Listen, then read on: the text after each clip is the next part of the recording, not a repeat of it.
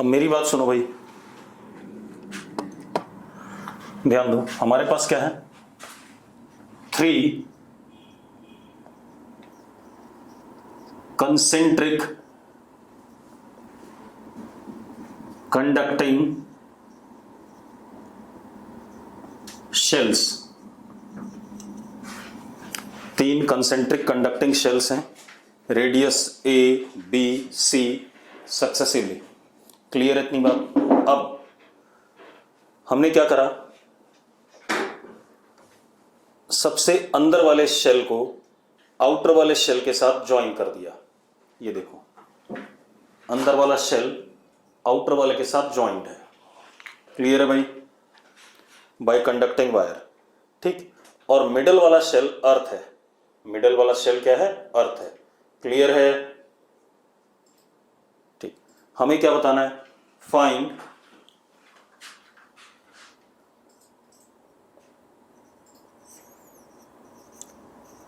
Equivalent capacitance, system की equivalent capacitance. ठीक है भाई। अब मेरी बात ध्यान सुनना। आप ऐसे देखो, अगर हम बाहर वाले के पोटेंशियल को V कहते हैं, मतलब कुछ चार्ज दिया उसकी वजह से बाहर वाले का पोटेंशियल V हो गया, ठीक है, तो अंदर वाला इनर मोस्ट का भी पोटेंशियल V होगा।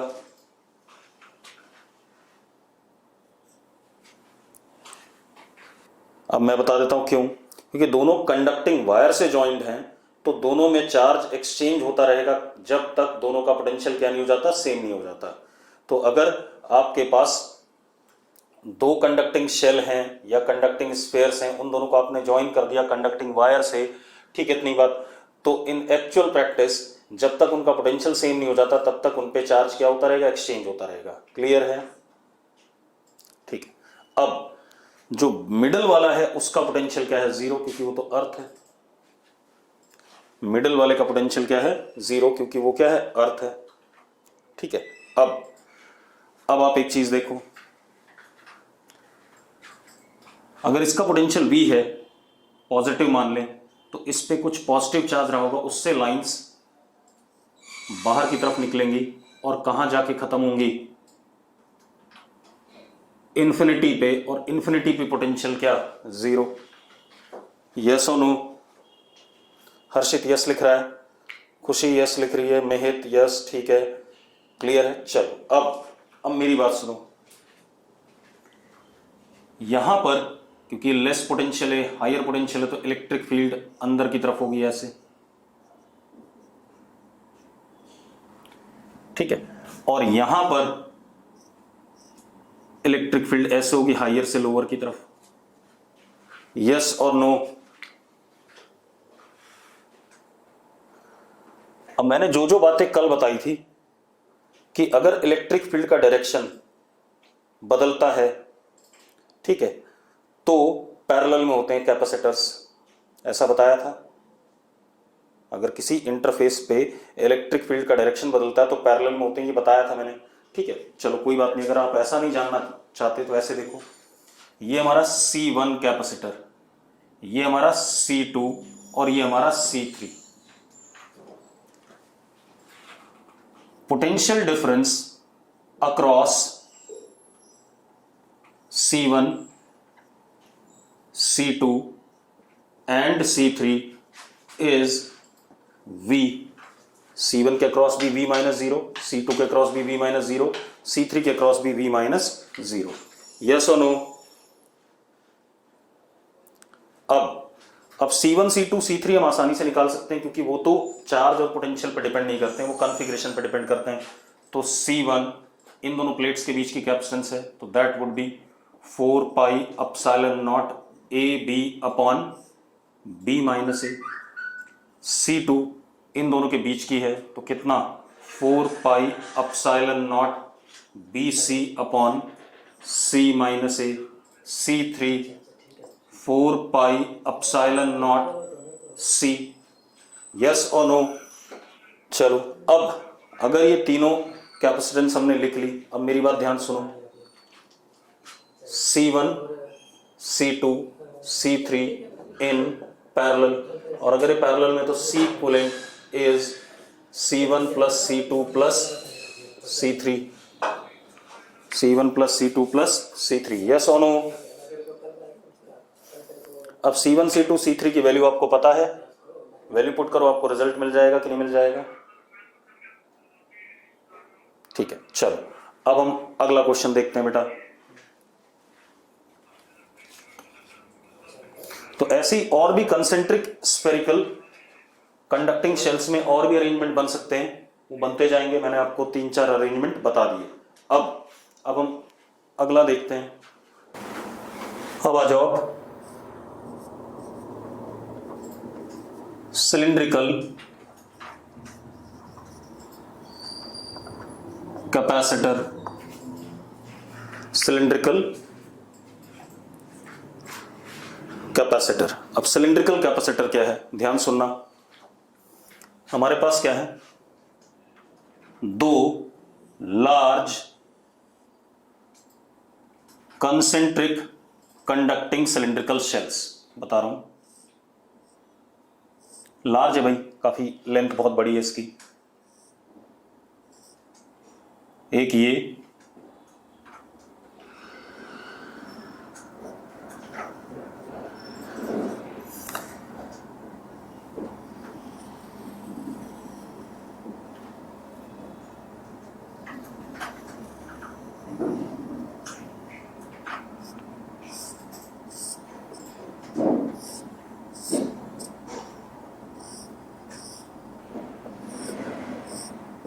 एक ही है।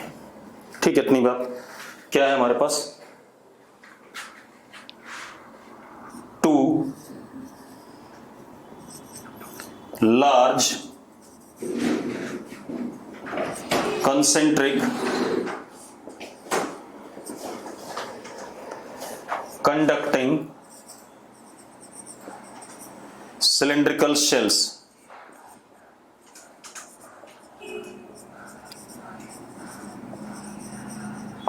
ये है भाई हमारे पास। ठीक है, इतनी बात। Two large concentric conducting cylindrical shells. ठीक है, अब मतलब अगर हम ऐसे ध्यान दें, इसका मतलब क्या हुआ, अंदर वाले कंडक्टिंग शेल का रेडियस a, बाहर वाले का b, और लेंथ इसकी l is much much greater than a, या l is much much greater than b। ठीक है भाई, इसका मतलब ये हुआ। अब क्या कहानी है, हमने क्या करा, आउटर वाले को अर्थ कर दिया, आउटर वाले शेल को अर्थ कर दिया। अब आप एक चीज देखो, अगर हम इस वाले शेल को कुछ चार्ज देते हैं तो चार्ज डेंसिटी प्लस सिग्मा आएगी, और इधर क्या आएगी, माइनस सिग्मा आएगी। यस और नो? अरे यस और नो, यही आएगा। अब हमें करना क्या है, कैपेसिटेंस अगर हमें निकालनी है C, तो charge on any one of the surface, let it be Q, upon potential difference V inner minus V outer, और हमें पता है V outer is 0 and this is V inner. हाँ या ना? क्योंकि आउटर वाला अर्थ है तो उसका पोटेंशियल क्या, 0। ठीक है भाई, चलो अब इतनी बात हो गई। हमें इनर वाले का क्या निकालना है, पोटेंशियल निकालना है, यानी कि हमें क्या निकालना है, C is equal to Q upon VI, यही निकालना है। उसके लिए हम क्या करते हैं, इलेक्ट्रिक फील्ड निकालते हैं at R distance from the axis. ठीक है, अब कितने लोगों को फॉर्मूला पता है, इलेक्ट्रिक फील्ड कितना होगा भाई? चलो मैं दोबारा से बता देता हूं। आपके पास एक इनफाइनाइट कंडक्टिंग सिलेंडर है, charge density plus sigma, R दूरी पर आप इलेक्ट्रिक फील्ड निकालना चाहते हो, तो आप क्या बना दो, गॉसियन सरफेस बना दो।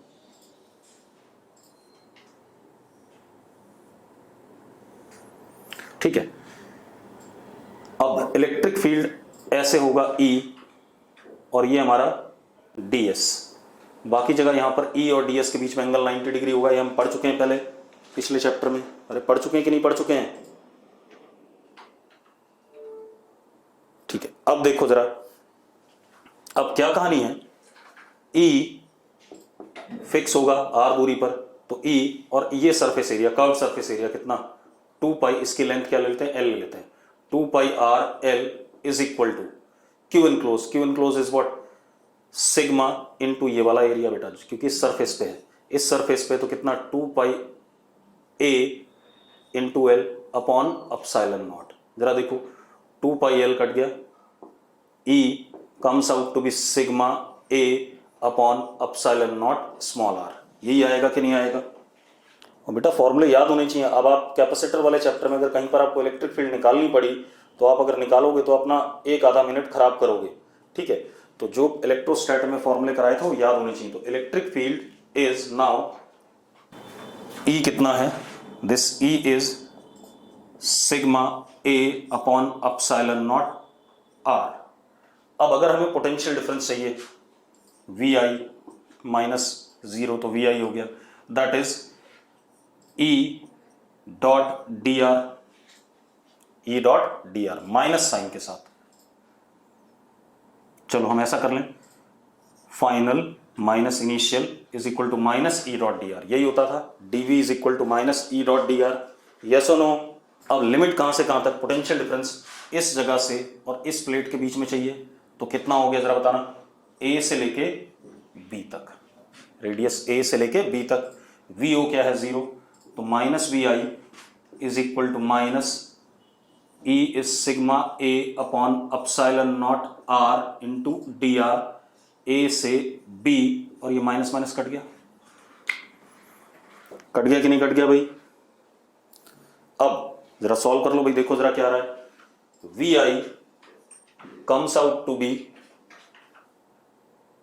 Sigma A upon epsilon not, ये तो कांस्टेंट बाहर आ जाएगा, लॉग B अपॉन A, ये आ गया। अब यहां पुट कर दें इस वैल्यू को, कर दें बेटा या नहीं? चलो कर देते हैं। अब कैपेसिटेंस में पुट कर देते हैं, तो C is equal to Q upon sigma A upon epsilon naught, epsilon naught ऊपर चला गया, लॉग B अपॉन A। अब या तो हम सिग्मा को Q के टर्म में लिखें या Q को सिग्मा के टर्म में लिख दें, तो Q को लिख देते हैं सिग्मा के टर्म में। Q is charge on this curved surface of capacitor, inner वाले के कर्व्ड सरफेस पे है ये Q चार्ज, तो Q is equal to sigma 2 pi A into L। इतना ही होगा कि नहीं होगा? अरे होगा, हर्षित यस लिख रहा है, बाकी लोग, सूर्य यस लिख रहा है, तिशा ने यस लिखा, मिहित ने यस लिखा, गुड। चलो अब वैल्यू पुट कर दें भाई, तो C is equal to sigma 2 pi A L epsilon naught upon sigma A log B upon A। Sigma A cancel out हो गया, तो C comes out to be 2 pi epsilon naught L upon log B by A। ठीक है भाई, पंखे में सबसे ज्यादा यही वाला कैपेसिटर यूज किया जाता है, या ज्यादातर डिवाइसेस में यही वाला कैपेसिटर यूज किया जाता है, जिसको कंडेंसर बोलते हैं। ठीक है, ये आ गया हमारे पास। अब मेरी बात सुनो, ठीक है, ये तो आ गया कैपेसिटेंस पूरे सिलेंडर का, जिसकी लेंथ L है, और L बहुत बड़ी है भाई, ठीक है, इतनी बात, L क्या है, बहुत बड़ा है, that is of infinite length भी मान सकते हैं, बहुत बड़ा है। तो अगर मुझे C बाई L कर दूं मैं, C बाई L मतलब इज C पर यूनिट लेंथ,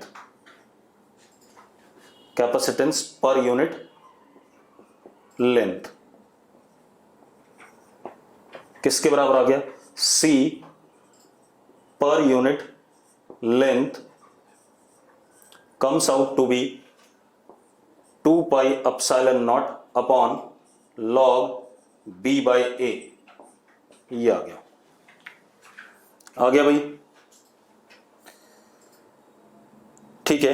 अब 2 pi epsilon not upon log b by a पर यूनिट लेंथ आ गया। मान लो ये वैल्यू 1 आ रही है, आपको 2 माइक्रोफैराड वाला चाहिए तो आप कितनी लेंथ ले लोगे? 2 यूनिट ले लोगे। अगर आपको 3 वाला चाहिए तो आप 3 लेंथ ले लोगे। अगर ये हाफ आ रहा है और आपको 1 वाला चाहिए तो आप क्या ले लोगे? 2 लेंथ ले लोगे। यस और नो? अगर भाई आप 2 pi epsilon not upon log b by a मान लो 10 आता है, कितना आता है? 10, और आपको 30 वाला कैपेसिटर चाहिए तो आप क्या करोगे? उसी सिलेंडर की 3 यूनिट लेंथ ले लोगे। तो कितना हो जाएगा? इंटू 3 हो जाएगा। कितना हो गया? 30 हो गया। अगर आपको 40 वाला चाहिए तो 4 यूनिट लेंथ ले लोगे उसकी, तो कितना आ गया? 40 वाला आ गया। क्लियर है? चलो, अब ये हो गया सिलेंड्रिकल कैपेसिटर। अब जरा देखो भाई, इसके बाद हम एक और काम कर सकते हैं, ध्यान सुनो। अगला एग्जाम्पल क्या ले रहा हूं मैं? मेरे पास एक कंडक्टिंग स्फीयर है,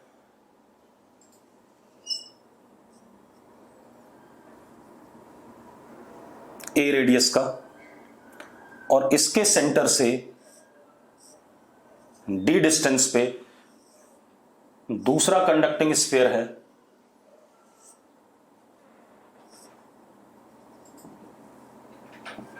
कितने रेडियस का? बी रेडियस का। ठीक है भाई, हमारे पास 2 कंडक्टिंग स्फीयर हैं, ठीक है, जिनके सेंटर्स के बीच की दूरी कितनी है?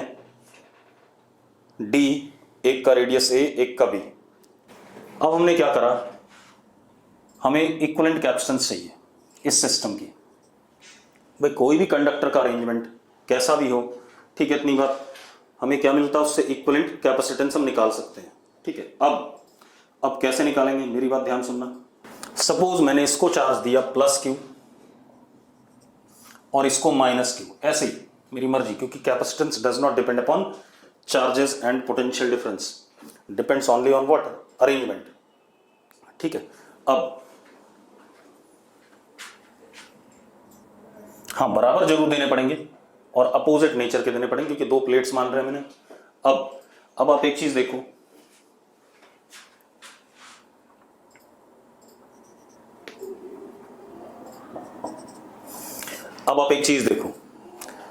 अगर मैं पोटेंशियल ऑफ ए की बात करूं तो पोटेंशियल ऑफ ए इज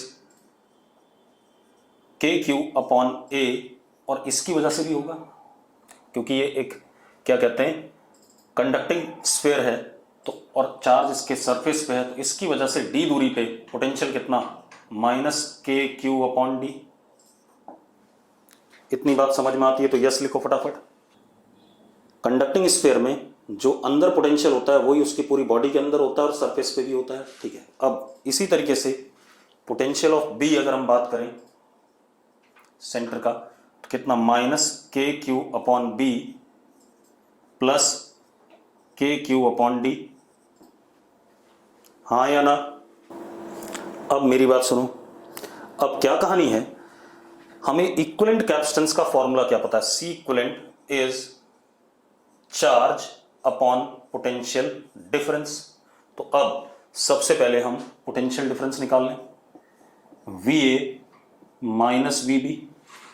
तो delta V is equal to, जरा दोनों को सब्ट्रैक्ट करो, कितना आ रहा है? 1/4 पाई एप्सिलॉन नॉट क्यू, ये कॉमन आ गया, बचा क्या?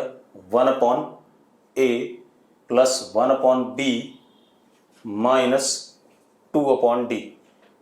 ये आ रहा है पोटेंशियल डिफरेंस। चेक कर लो भाई, सब्ट्रैक्ट करके यही आ रहा है। यस और नो? अब वैल्यू पुट कर दें कैपेसिटेंस में। ठीक है, इतनी बात। अब जरा देखो, C is equal to Q upon 4 pi epsilon naught 1/a plus 1/b minus 2/d। Q से क्यू कट गया, C comes out to be 4 pi epsilon naught 1/a plus 1/b minus 2/d। हाँ या ना? ठीक है, तो सिंपल सी कहानी हो गई। और भी बहुत सारे अरेंजमेंट बन सकते हैं, मैंने आपको 2 4 10 अरेंजमेंट बता दिए कल और आज की क्लास मिला करके। अब हम क्वेश्चन करेंगे बेटा, धनंजय शुक्ला, सर्किट का कैपेसिटर का यूज क्या है? कैपेसिटर का यूज ये है भाई, सुन एक मिनट, ये अपने दोनों प्लेट्स के बीच में इलेक्ट्रोस्टैटिक एनर्जी स्टोर करता है। धनंजय, हाँ या ना? करता है भाई, ठीक है। अब एनर्जी स्टोर करता है पोटेंशियल एनर्जी की फॉर्म में, ठीक है। बाद में उसी एनर्जी को हम क्या कर सकते हैं, यूटिलाइज कर सकते हैं in form of what, kinetic energy, या किसी यूजफुल वर्क के लिए। अरे ठीक है, दूसरी चीज और अच्छा बता देता हूं मैं तुझे। तूने अपने डेस्कटॉप के नीचे वो देखा होगा, क्या कहते हैं, यूपीएस होता है भाई, डेस्कटॉप के नीचे यूपीएस होता है। कभी यूपीएस को खोल लेना भाई, अगर समय मिले तो। उसको जब खोलोगे तो उसमें आपको एक डंडी मिलेगी और डंडी के ऊपर कॉपर की खूब सारी प्लेट्स लगी होंगी पैरेलल में, ठीक है। वो पैरेलल प्लेट कैपेसिटर का ही अरेंजमेंट होता है, ठीक है। जब लाइट होती है तो वो एनर्जी क्या करता है, स्टोर करता है, और जब लाइट चली जाती है तो वही एनर्जी रिवर्ट बैक होकर के इलेक्ट्रिकल एनर्जी के फॉर्मेट में आपके कंप्यूटर को शट डाउन होने से रोकती है। अरे क्लियर है? सेम फोन में भी होता है भाई, कैपेसिटिव बैटरी होती है, ठीक है। अब तो खैर कैपेसिटिव बैटरी का समय खत्म हो गया है, अब दूसरे टाइप की बैटरीज आ रही हैं, लेकिन पहले जब फोन होते थे तो उनमें कैपेसिटिव बैटरी होती थी, ठीक है। जब चार्ज करते थे एनर्जी स्टोर होती थी, जब यूज करते थे तो वही एनर्जी क्या होती थी, यूटिलाइज होती थी, ठीक। अब क्या कहानी बेटा, अब इसके बाद आगे देखते हैं।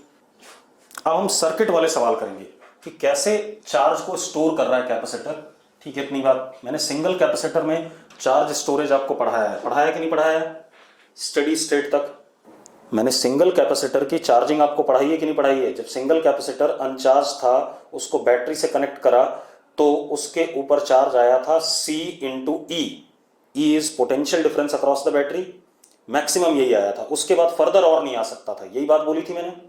और जो मैक्सिमम चार्ज आया था उसी को हम क्या कहते थे, स्टेडी स्टेट, क्योंकि अब और चार्ज नहीं आ पा रहा है, करंट फ्लो क्या हो गया, 0 हो गया। यस और नो? ठीक है, चलो अब हम सर्किट के सवाल करेंगे, लेकिन मैंने कहा था इस चैप्टर में हम सिर्फ डील करेंगे स्टेडी स्टेट को, यानी कि जितना फाइनल चार्ज आना है उसकी बात करेंगे। और अगले चैप्टर में जब हम करंट इलेक्ट्रिसिटी पढ़ेंगे तो हम ट्रांजिएंट स्टेट की बात करेंगे। मैं दोबारा एक बार समझा देता हूं सिंगल कैपेसिटर को चार्ज करने का कहानी। Uncharged capacitor connected to battery,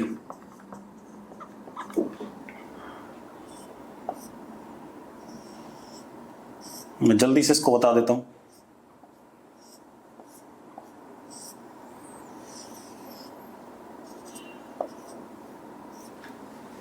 अब देखो, ये बता चुका हूं, मैं दोबारा बता रहा हूं, ध्यान सुनो।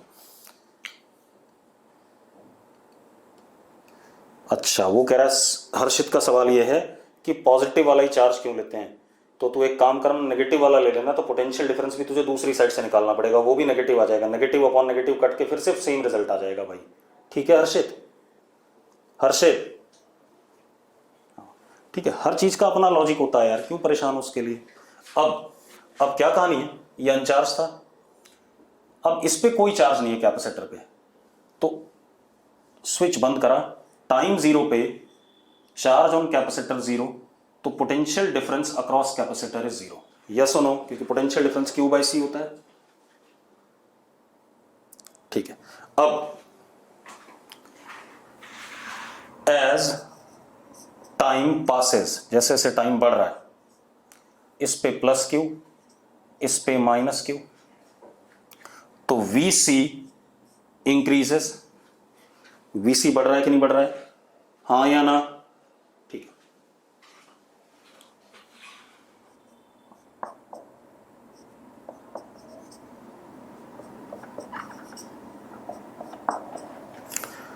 I exist या I नॉट इक्वल टू 0, ये चार्ज फ्लो कर रहा है। अब फिर से बढ़ेगा dq dq dq dq, तो फर्दर vc बढ़ेगा,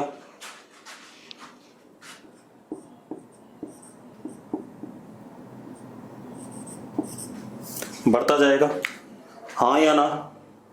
ठीक है, ये हमारी हो गई कौन सी स्टेट, इसमें Q बढ़ रहा है, I जीरो नहीं है, Vc बढ़ रहा है, तो इसको हम कहते हैं ट्रांजिएंट स्टेट। हर चीज समय पे डिपेंड कर रही है। लेकिन finally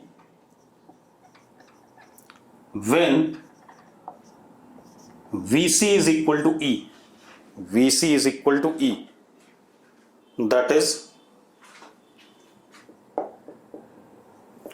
Q maximum upon C is equal to E, क्योंकि potential difference across capacitor is what, charge upon capacitance. ठीक है, तो Q maximum is CE। Now क्योंकि पोटेंशियल डिफरेंस जीरो हो गया इस प्लेट और इस प्लेट के बीच में, now flow of charge stops, I is equal to 0। भाई जब rate of flow of charge ही नहीं है तो करंट क्या हो जाएगा, जीरो हो जाएगा। Q मैक्सिमम हो गया और Vc क्या हो गया, E हो गया। इसको कहते हैं स्टेडी स्टेट। क्या कहते हैं, स्टेडी स्टेट कहते हैं। We are concerned with steady state in this chapter. Clear है। अब थोड़ा बातें और भी बताई थी मैंने, ये भी बताया था, work done by battery is total charge Q maximum into what, potential difference, यही वर्क डन था बैटरी का। अब एक काम और, C into E square, Q की वैल्यू C, तो C इंटू ई स्क्वायर, ये वर्क डन बाय बैटरी हो गया। ठीक है, अब दूसरा, energy stored in capacitor during this charging is, मैं सीधे लिख रहा हूं, हाफ CE स्क्वायर। अरे फॉर्मूला है हमारे पास, ठीक है, हमने निकाला हुआ है। ठीक, अब आधी एनर्जी का क्या हो गया, लॉस हो गया।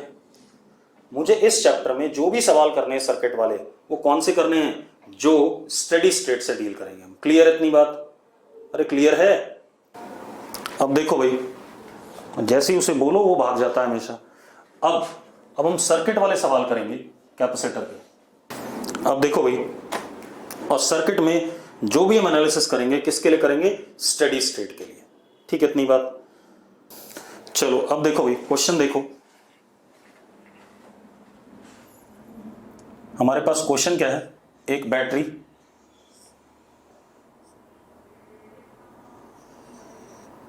एक ये कैपेसिटर, एक ये दूसरी बैटरी, और एक ये कैपेसिटर, और ये स्विच। ये कैपेसिटर 2 माइक्रोफैरेड, ये कैपेसिटर 4 माइक्रोफैरेड, 24 वोल्ट की बैटरी, और ये 12 वोल्ट की बैटरी। मतलब EMF of one of the battery is 24 volt and that of other is 12 volt. Yes और नो? ठीक है, मुझे करना क्या है, अगर मैं ये स्विच बंद करता हूं, अच्छा इनिशियली कैपेसिटर्स अनचार्ज्ड दे रखा है मुझे,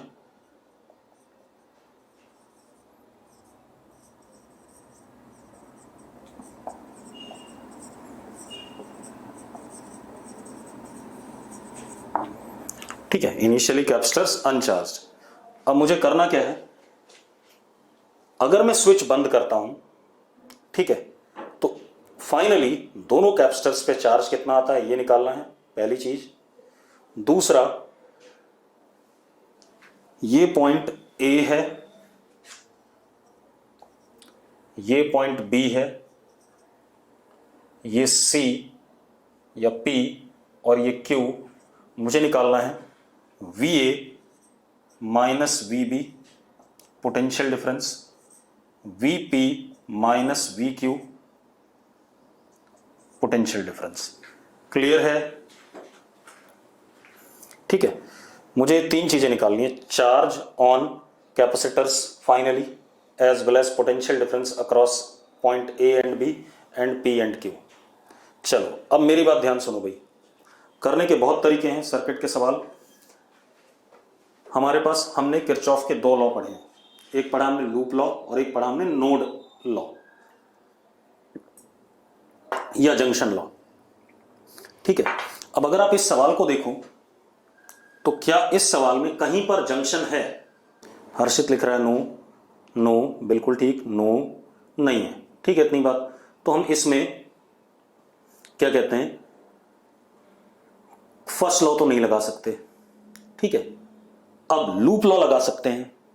ठीक है, अब कुछ लोगों को जब लूप लॉ पढ़ाया गया होगा या स्कूल में कुछ लोगों ने पढ़ लिया होगा ये, ठीक है, तो उन्होंने क्या पढ़ा होगा कि आप ये मानो कि इस वाली बैटरी ने चार्ज Q1 सप्लाई करा, इस वाली ने Q2 सप्लाई करा, ऐसे ही कुछ पढ़ते हैं शायद।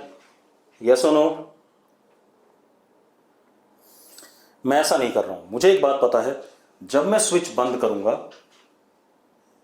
तो ये एक सिंगल लूप है। क्या है ये? सिंगल लूप है। सिंगल लूप में किसी भी समय पोटेंशियल डिफरेंस का sum across all circuit elements will be zero. मानते हो या नहीं मानते हो?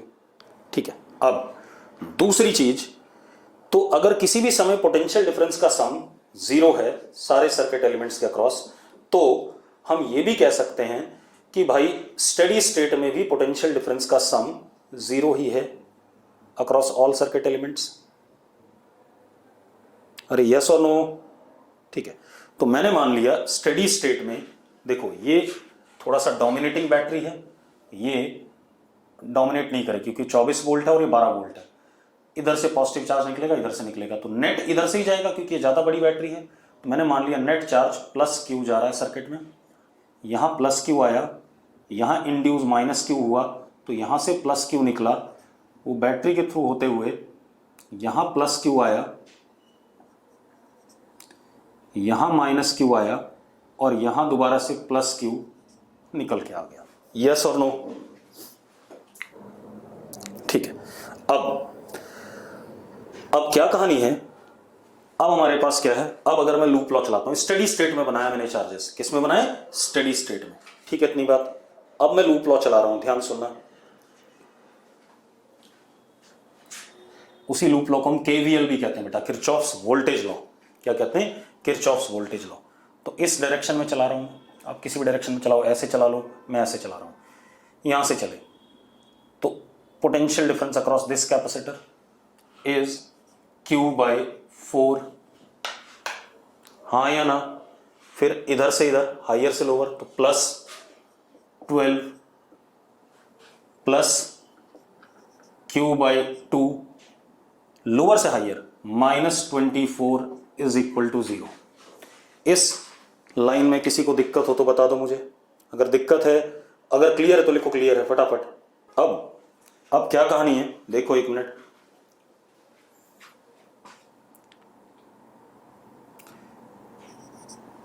(3Q/4) is equal to what? 12।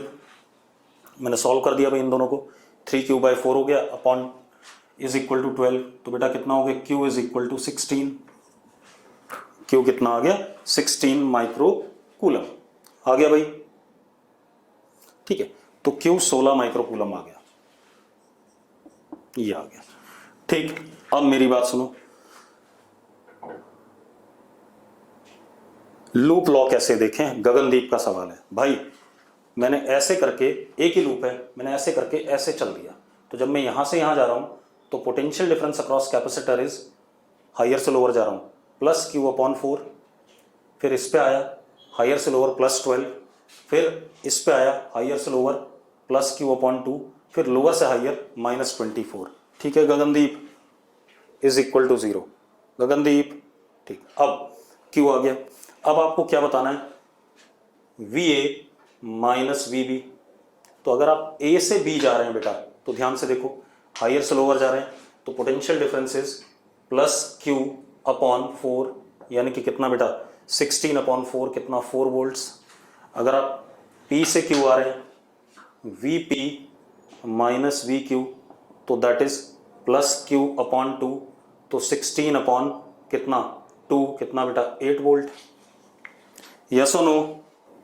चल अब ये क्वेश्चन हो गया हमारा स्टडी स्टेट में, हमने इसको एनालाइज कर लिया। अब आगे बात करते हैं बेटा, अगला क्वेश्चन देखते हैं। अगला क्वेश्चन देखो बेटा,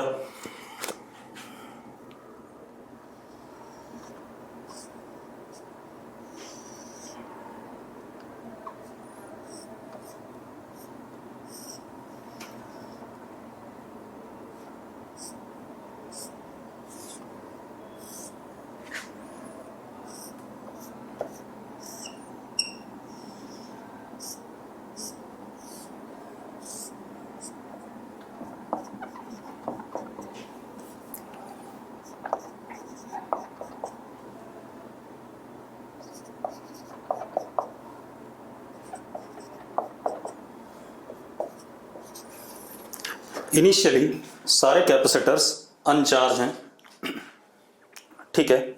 इनिशियली सारे कैपेसिटर्स अनचार्ज हैं। आपको क्या बताना है, जब हमने 12 वोल्ट की बैटरी लगा दी ऐसे, तो सारे कैपेसिटर्स पे चार्ज कितना आएगा, ठीक है। इतनी बात, charge on each capacitor. Clear है भाई? चलो अब मेरी बात ध्यान सुनो।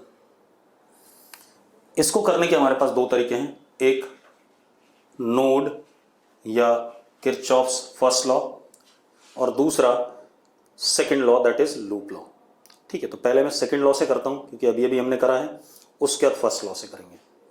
अब आप देखो, हमारे पास दो लूप हैं, एक ये एक ये, मान सकता हूं इसे।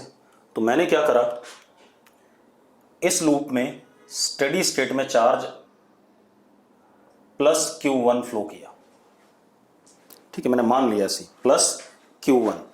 क्लियर है भाई? कुछ भी मान लो, अपने आप आ जाएगा रिजल्ट, ठीक है। इतनी बात। अब इस वाले लूप में ऐसे करके प्लस Q2 फ्लो किया, मैंने ऐसे ही मान लिया। दो लूप हैं, एक लूप में ऐसे करके प्लस Q2, ऐसे करके प्लस Q1। कोई दिक्कत है इसमें? ठीक है। कुछ लोग ऐसे भी करते हैं, मैं बताता हूं। कुछ लोग कैसे करते हैं कि यहां से चार्ज Q निकला, यहां पर दो हिस्सों में डिवाइड हो गया, इधर और इधर। ये भी कर सकते हो, मैं मना नहीं कर रहा हूं। अरे यस और नो, मैं वो भी करके दिखा दूंगा अभी आपको, ठीक है। आपको सिर्फ चार्ज चाहिए फाइनली यार, तो आप क्यों परेशान हो उसके लिए। अब आप एक चीज देखो, ध्यान से देखना। ये प्लस Q1 ऐसे आ रहा था, तो यहां प्लस Q1, इस पे माइनस Q1 इंड्यूस हुआ, फिर ये प्लस Q1 ऐसे आया और इधर गया क्योंकि इसी लूप में फ्लो कर रहा है। तो प्लस Q1 माइनस Q1, और फिर ऐसे करके निकल गया। इधर देखो, plus Q2 minus Q2, plus Q2 निकला, प्लस Q2 माइनस Q2, फिर ऐसे आकर के ऐसे जा रहा है। तो यहां क्या निकला, प्लस Q2, ऊपर गया क्योंकि इसी लूप का है। तो यहां कितना, प्लस Q2, और यहां कितना, माइनस Q2। अगर इस अरेंजमेंट में कोई समस्या नहीं है तो यस लिखो फटाफट। किसी को समस्या नहीं है, बहुत बढ़िया, ठीक है। अब आप क्या करो,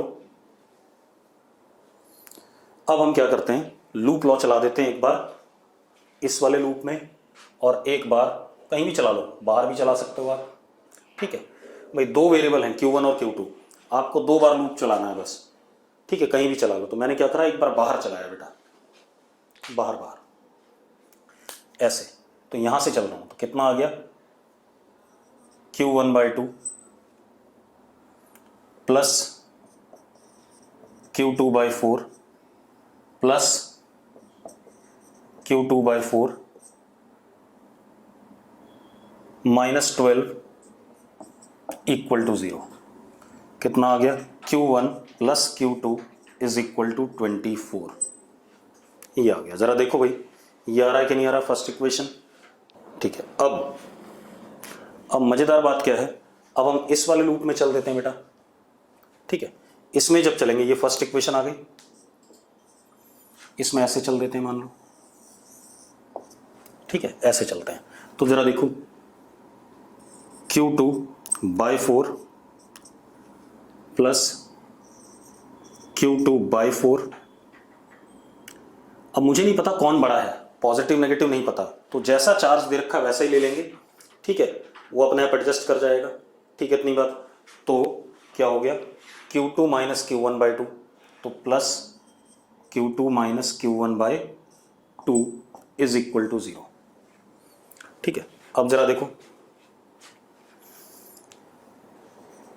Q2/2 plus Q2/2 minus Q1/2 is equal to 0, यानी कि Q2 is equal to Q1/2। Second equation बन गई कि नहीं बन गई भाई? अरे बन गई। ठीक है, अब अगर ये सेकंड इक्वेशन बन गई, अब हम फर्स्ट और सेकंड को सॉल्व कर लेते हैं भाई। तो हम क्या करते हैं, Q1 की वैल्यू 2Q2 डाल देते हैं यहां पर। तो Q2 comes out to be what, 8 microcoulomb, और Q1 is equal to what, 16 microcoulomb. Yes और नो? ठीक है, अब जरा देखो, एक मिनट, अब आपको सब कुछ दिख रहा है। जरा दोबारा बना देता हूं सर्किट।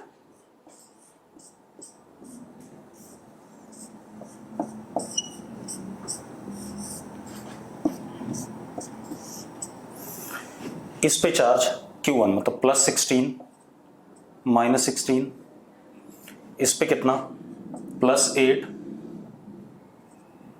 Minus 8 plus 8 minus 8। यहां पर देखो Q1 माइनस Q2, यानी कि 16 माइनस 8 कितना, प्लस 8 माइनस 8। यस और नो? अरे यस और नो? ठीक है, चलो अब इसको दूसरे तरीके से करते हैं, लूप लॉ दूसरे तरीके से लगाते हैं, फिर जंक्शन वाला लगाएंगे। ठीक है, एक काम और करते हैं, दूसरे तरीके से करते हैं इसी क्वेश्चन को।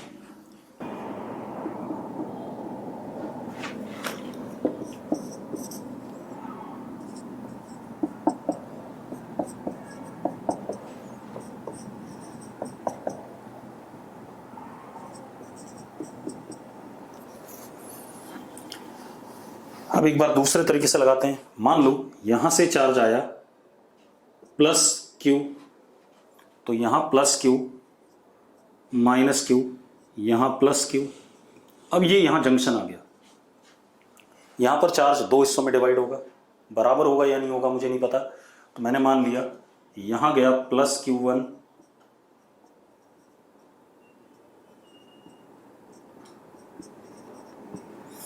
यहां गया प्लस Q2,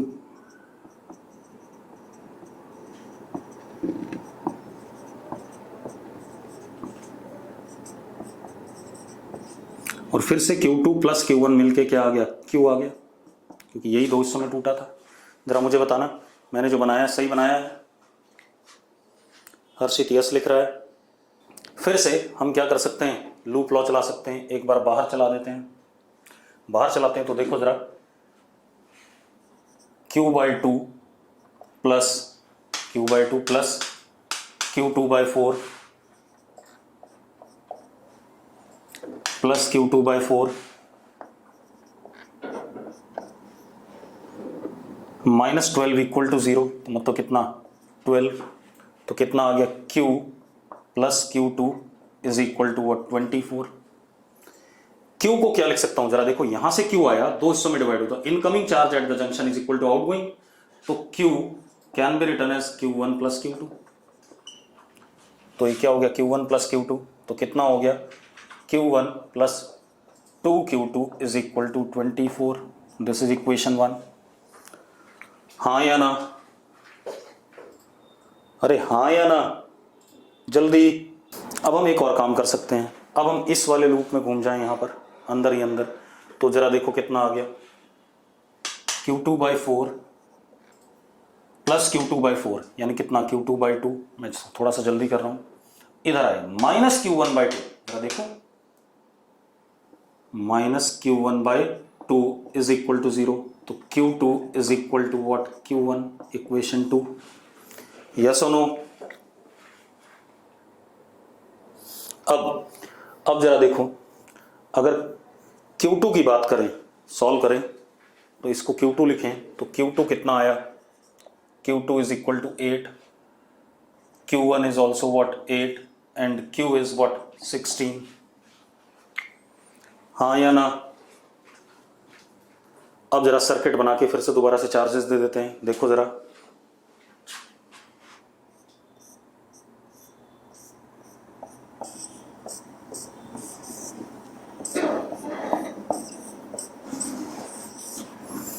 यहां पर क्या था, Q था +16 -16, यहां पर क्या था +Q1 तो +8 -8, यहां क्या था +Q2 +8 -8 +Q2 +8 -8। जरा एक बात बताना, सेम रिजल्ट आया कि नहीं आया? अरे सेम रिजल्ट आया कि नहीं आया? ठीक है, तो सॉल्व किसी भी तरीके से करो यार, उससे कोई फर्क पड़ने वाला नहीं। आप लूप लॉ सही से लगाओ, ठीक है, मतलब जो आपका बेसिक है उसको सही से यूज करो। अब इसी क्वेश्चन को हम अब किरचॉफ्स फर्स्ट लॉ से करते हैं, ठीक है, जिसको हम KCL भी कहते हैं, ठीक है, किरचॉफ्स करंट लॉ भी कहते हैं। जैसे लूप लॉ को हम KVL कहते हैं, किरचॉफ्स वोल्टेज लॉ, इसी तरीके से फर्स्ट लॉ को हम KCL कहते हैं, किरचॉफ्स करंट लॉ। इसी सेम क्वेश्चन को करते हैं। अब जरा देखो,